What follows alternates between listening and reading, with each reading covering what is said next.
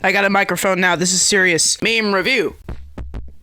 Did I just say meme review? Longtime singer of Iron Maiden. It's just released his first solo album in almost 20 years. The Mandrake Project. What even is a mandrake? I think it's a type of candy. And I'm gonna do a little dive into the tracks. Where's my Google document? I took notes on this album in a Google document. This album actually starts on a really heavy number. Afterglow of Ragnarok. Or however you pronounce that. It's okay. It starts off really heavy. I was like, stupid. I gotta remember I have a microphone. It kind of falls off later because the chorus just feels like it drags on, like they extended it out. Like they extended it out into like something boring. That's what a lot of this album feels like. I'll just say that now. 6.5 out of 10. Next one, Many Doors to Hell. This one's actually pretty good. I wrote in my notes 8 out of 10. 8 out of 10, and I stand by that number. Definitely more 80s rock inspired, which, I like 80s rock, come on, feel the noise. I promise I sound better singing in my real music. Definitely a strong point in this album, 8 out of 10. Next up, we have Rain on the Graves. This one has some pretty good lyrics and some pretty good instrumental work.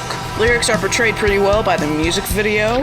Deny me once, deny me twice, don't look into my eyes! It's not really too groundbreaking. 7 out of 10. Next up, Resurrection Men.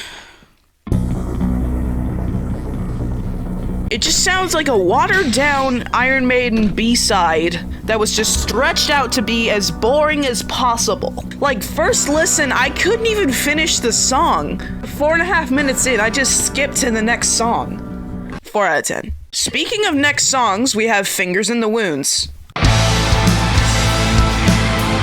I dig this one a lot. It's more piano and symphony driven, but who cares? It rocks! Gets you go like, oh, stupid. How many of you think I'm annoying? Still rocks every time I hear it. 8.5 out of 10. Okay, the next one's another doozy. This one's called Eternity Has Failed. I'll just start off by saying this. Resurrection Men sounds like Iron Maiden.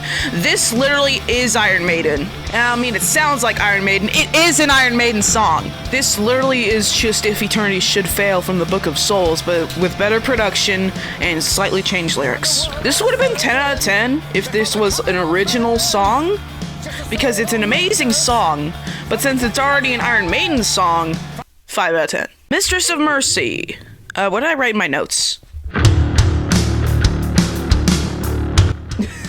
I didn't write anything in my notes for this song. I just wrote 6 out of 10. So we're just gonna roll with that. Face in the Mirror. Oh.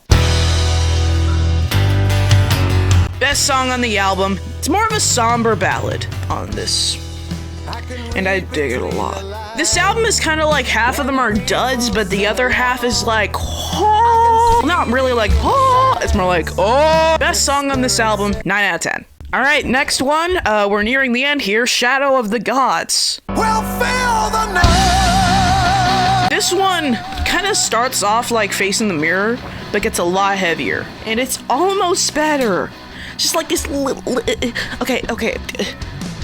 It's just this little tiny bit better. This chord is way too short. 8.5 out of 10. And the album closer... Sonata, Immortal Beloved. Okay, this one's also kind of a bit of a doozy. It's a nice love song, but it just feels really stretched out. A lot of these songs just feel really stretched out. Hey, me and Editing stretch me out a lot. Just to, like, portray how stretched out a lot of the songs on this album are.